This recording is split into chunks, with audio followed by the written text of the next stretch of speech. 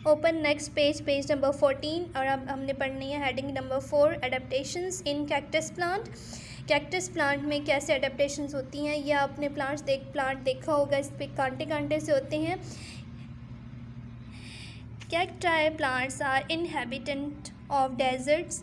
ये जो cacti plant होते हैं ये डेजर्ट्स के इनहेबिटेंट हैं, ये सहरा में रहते हैं, सहरा में ये ग्रो करते हैं। Where they have to face storage of water and high temperature, shortage of water and high temperature. वहाँ पे इनको क्या फेस करना पड़ता है, उनको वहाँ पे पानी की कमी फेस करनी पड़ती है, और वहाँ का टेम्परेचर भी बहुत ज़्यादा होता है। Cacti plant is well adapted to overcome these threats due to thick and green stem spines instead of leaves and wide spread root system. Cacti plant जो है वो ये जो प्लांट है ये अपने आप को डेजर्ट में रहने के काबिल बनाता है। किस वजह से? क्योंकि वहाँ पे बहुत सारे ख़तरे होते हैं, और उन ख़तरों से निपटने के लिए उसके पास क्या होता है, थिक ग्रीन स्टेम होती है, मोटी सब्ज़ कलर की स्टेम होती है, स्पाइंस होते हैं, कांटे होते हैं। स्पाइंस कहते हैं कांटों को, इंस्टेड ऑफ लीव्स की बजाय स्टेम के साथ क्या होते हैं, कांटे होते हैं। और वाइड स्प्रेड रूट सिस्टम, और उसका जो रूट सिस्टम होता है वो बहुत फैला हुआ होता है, ठीक है, ज़मीन के अंदर बहुत फैला हुआ होता है। अब मैं आपको बताती हूँ कि ये चीज़ें क्यों इस तरह से हैं इस पौधे के अंदर। इसका जो थिक और ग्रीन स्टेम है ये क्यों है, क्योंकि ये इसको क्या रखता है, ये इसके अंदर पानी स्टोर हो जाता है। स्पाइंस जो होते हैं, कांटे जो होते हैं, वो क्या करते हैं कि वो जो है ना पानी के, अब जैसे एक पत्ता होता है जो चौड़ा पत्ता होता है, जब उसके ऊपर सूरज की रोशनी पड़ती है तो उससे ज़्यादा पानी जो है ना वो एवोपरेट हो जाता है, निकल जाता है। तो इसमें पत्ते नहीं है, इस पर स्पाइन है, जब सूरज की रोशनी पड़ती है तो कम पानी, बल्कि पानी इसके अंदर से नहीं निकल पाता, ठीक है। और अब चलें आगे पढ़ते हैं तो आपको पता चल जाएगा। सबसे पहले स्पाइंस का देखते हैं। Spine instead of leaves minimise loss of water. ये जो स्पाइंस होते हैं, ये जो कांटे होते हैं इसकी स्टेम के साथ, वो क्या करते हैं, पानी के लॉस को मिनिमाइज़ कर देते हैं, कम कर देते हैं। मिनिमाइज़ का मीनिंग होता है कम करना। उसके बाद रूट्स देखें। Wide spread root system can reach water efficiently. ये जो रूट सिस्टम है ये बहुत फैला हुआ होता है, ठीक है। तो ये फैला हुआ इसलिए होता है ताकि ये ज़मीन के अंदर से काफ़ी आगे पीछे से बहुत ज़्यादा जगह से ये पानी को जो है वो सक कर सके, ले सके, ठीक है। पानी जो एफिशिएंटली उसे जो पानी उसे चाहिए वो पूरा कर सके। उसके बाद नेक्स्ट है इसकी स्टेम।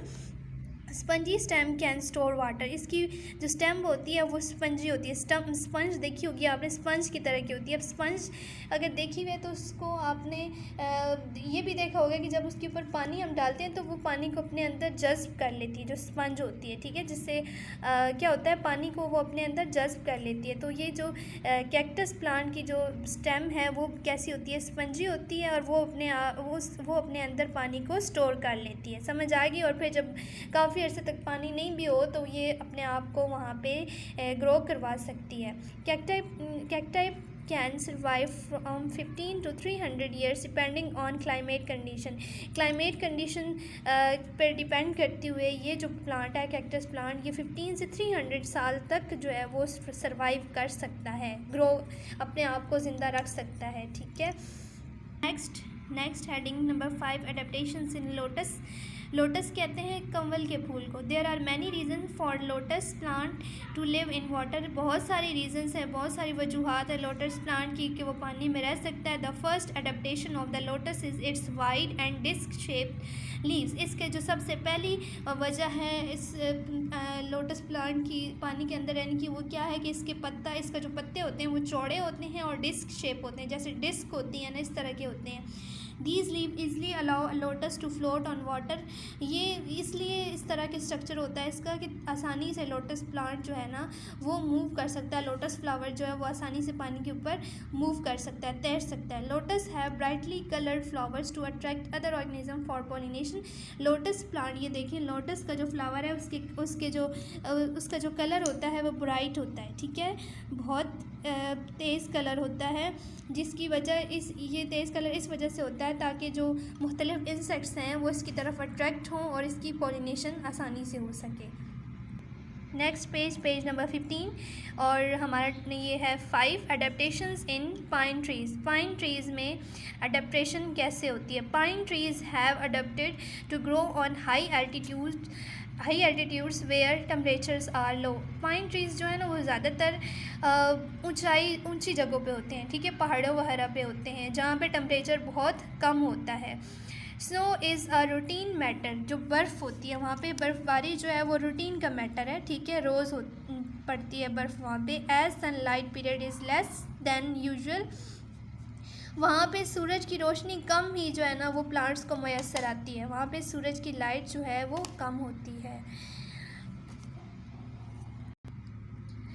बाकी इलाकों के बनिस्बत वहाँ पे सूरज की लाइट यूजुअल रूटीन के हिसाब से कम होती है। फूड मेकिंग प्रोसेस कैन सफ़र, जिसकी वजह से जो खुराक बनाने का प्रोसेस है वो भी सफ़र करता है, वो भी मुश्किल होता है। A pine tree can withstand all these problems, एक पाइन ट्री जो होता है, एक पाइन का जो दरख्त होता है वो इन तमाम प्रॉब्लम्स को फेस करता है, ठीक है, इसके बावजूद वो वहाँ पे ग्रो करता है। The leaves of pine trees are evergreen which also help them to stay alive in severe cold season. ये जो इसके लीव्स होते हैं पाइन ट्रीज़ के वो हमेशा ग्रीन रहते हैं, ठीक है, हमेशा ये इनका कलर जो है वो ग्रीन रहता है। Which also help them to stay alive in severe cold condition season. तो ये जो इनका कलर जो ग्रीन है ना, ये क्या करता है कि ये बहुत ठंडे मौसम में भी इस प्लांट को जो है वो ज़िंदा रखता है। The dark colour of the needles help pine trees to absorb most heat of the sun. ये जो इसके लीव होते हैं वो नीडल्स की तरह के होते हैं, ठीक है, सुई की तरह के होते हैं। तो ये इनका जो डार्क कलर है ना वो इसलिए होता है कि ज़्यादा से ज़्यादा जो सूरज की रोशनी है वो उसको जज्ब कर सके। जब भी सूरज निकलता है तो उस हीट को वो ज़्यादा से ज़्यादा जज्ब कर लेते हैं, एब्जॉर्ब कर लेते हैं। Moreover cone shape pine trees shed snow off efficiently, और इस ट्री की जो शेप है ना वो कॉन की तरह की होती है।